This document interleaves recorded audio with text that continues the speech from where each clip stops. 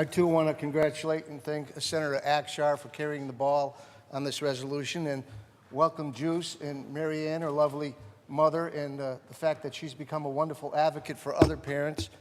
I always feel compelled on this day to stand up not only as an advocate, but as a family member who had the opportunity not to experience a family brother who was not a burden, but was a gift to our family, to speak about a little bit about my experience and my family's experience. Everybody in this room today and in the balcony has challenges we deal with. Everybody that's watching this has challenges we deal with. Everyone in the world that's ever come into it has challenges we deal with. I think none of us could deal with it as well as Juice, my brother Joey, or those who face the challenge of Down syndrome in one way or another, have shown such, as has been mentioned, love, unconditional love. Every day to them, they are a joy. They smile. I don't think I got more kisses or hugs combined from all the people in the world than I did from my brother Joey. He brought such unbelievable power to our family and brought us together in an unbelievable way. I've told this story before about being 10 years old and having a brother Tom that was 14 years old, and my mother becoming pregnant with our third brother Joey. And in the middle of that pregnancy, we would hear my mom and my dad speaking, and we understood something was happening with the baby and our brother that my mother was going to give birth to. And in our neighborhood, and I'm so happy we've come such a long way from where we were with Down syndrome, there were some people that weren't that nice. There were some children that weren't that nice. And the day that my mother was ready to give birth and we all had to get into the vehicle, my brother and I looked at ourselves and we weren't certain we wanted to go. We were a little bit afraid.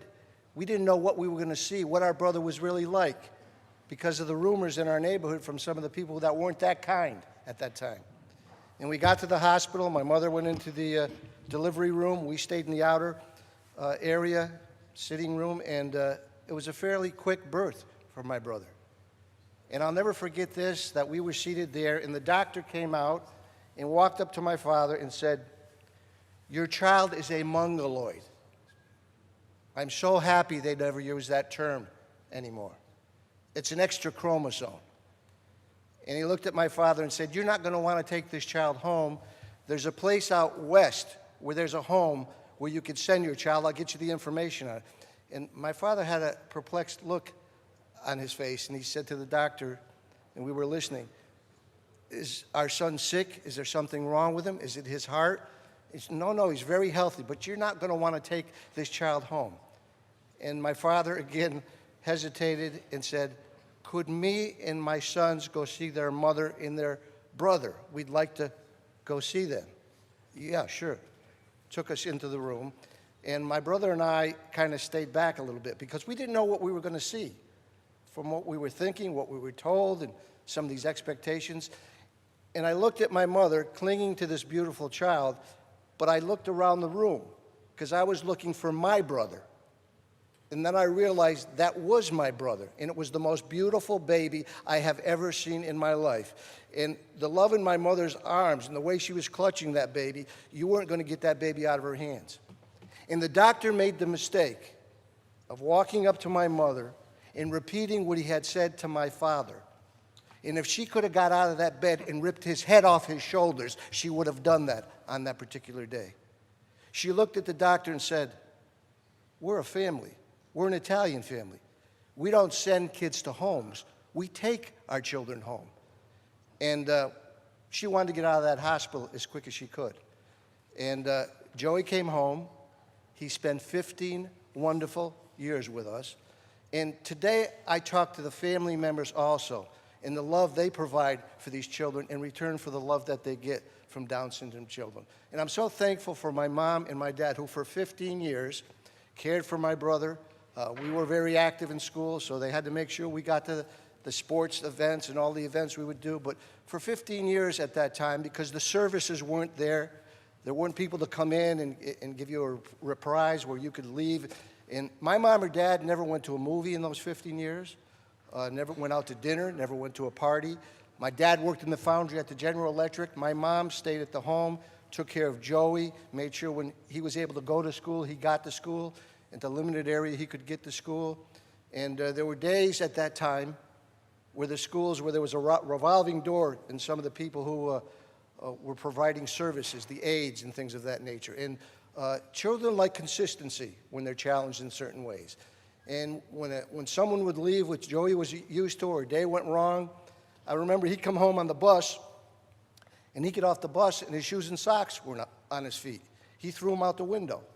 And he would be disturbed and upset and angry, and we'd have to come for him. My mom would come for him. And, but all through that period, unbelievable love. He was joyous usually every day with us in the house. And at the age of 15, got childhood leukemia. And at that time, there wasn't the technology to care or to cure that. If he was alive today, he probably would still be alive. But he passed away at the age of 15. And I'll never forget the fact that because there was not the technology, he suffered quite a bit from that disorder, was in the hospital for a month or 5 or 6 weeks. And then my dad took over, and he'd go to work in the foundry in the morning. He'd go to the hospital when he came home. He'd sleep next to Joey in the bed and rub Joey's head and comfort Joey. And in the last 2 weeks, just there every night staying with Joey. And tells the story that his breathing got very shallow on the last day he was alive. And he took one last breath, and then he was calm. And Joey passed away at the age of 15. But his legacy and his love lives on and continues to live on and continues to illustrate that sometimes we think our challenges are great and we don't know how to handle them. And we get upset and we get angry.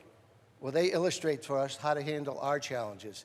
And it's not only about how they handle their challenges, it's about how their family does, how society does, how our direct care services handle it sometimes. And that's why that is so important this year and every year.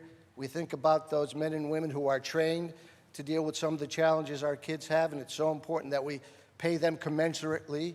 So today, I remember Joey, and I'm proud to say that we see children now doing television movies, in series, going to college, in days when they were telling family members like mine, send them out to a home. They can achieve such unbelievable successes and be everything they can be if we expedite that and everything we can do as elected officials and as individuals and as parts of their family. So as Senator Akshar has said, we've come a long way, but we have a ways to go and to continue to support them and understand that they're beautiful individuals, that they give us unconditional love, and they can also provide tremendous parts of our families and parts of our community. So thank you, Mr. President, and welcome, Juice, and welcome, Mom. We're so happy to have you here.